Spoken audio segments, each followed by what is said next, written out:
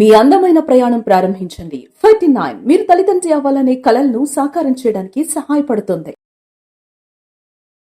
Hello అండి, నేను మీ doctor Anusha Reddy, fertility expert, 49 fertility centre Warangal branch. Obesity వల్ల అంటే లావుగా ఉండడం వల్ల ప్రెగ్నెన్సీ రావడానికి ఏమైనా ఇబ్బంది అవుతుందా, ప్రెగ్నెన్సీకి వచ్చాక ఏమైనా కాంప్లికేషన్స్ అవుతాయా అన్న టాపిక్ గురించి నేను మీ doctor Anusha Reddy, fertility expert, 49 fertility centre Warangal branch.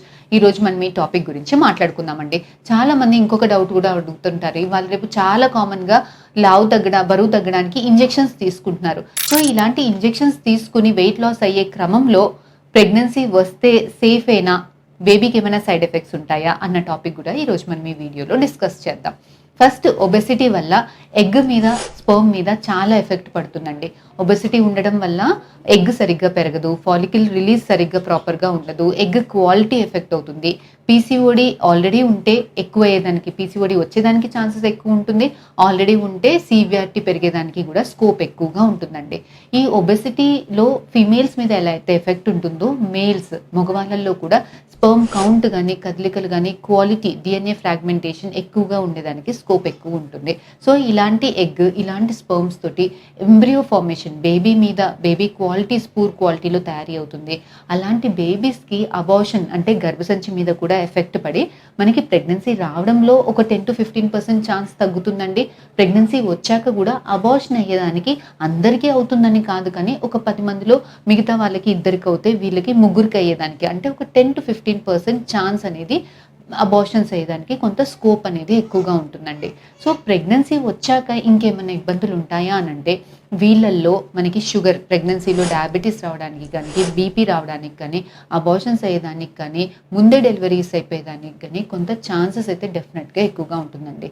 So లావుగా ఉన్న వాళ్ళు ప్రెగ్నెన్సీ ప్లాన్ చేసుకోకన్నా ముందే వెయిట్ లాస్ అవ్వడం అనేది చాలా ఇంపార్టెంట్ అండి. 10-15% వెయిట్ లాస్తో మీ పీరియడ్స్, చాలా మందికి పీరియడ్స్ రెగ్యులరైజ్ అవుతాయి. న్యాచురల్గా కన్సీవ్ అయ్యేదానికి ఛాన్సెస్ ఎక్కువగా ఉంటుందండి.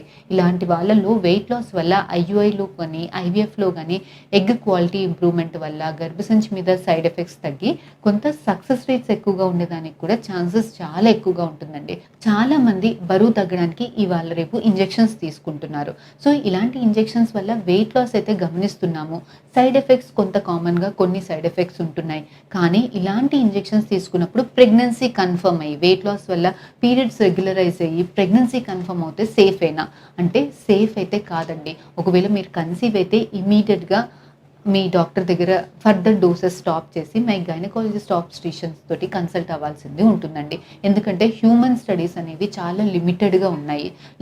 ఎలా చేసుకోవాలి అని అంటే, మీరు వెయిట్ లాస్ అయ్యి 1-2 months గ్యాప్ ఇచ్చిన తర్వాత ప్రెగ్నెన్సీ ప్లాన్ చేసుకోవడం అనేది చాలా సేఫ్ అండి. సో ఒబెసిటీ వల్ల ప్రెగ్నెన్సీ ఇంపాసిబుల్ అయితే కాదండి, కాకపోతే ఛాన్సెస్ అయితే కొంచెం తక్కువగా ఉంటాయి.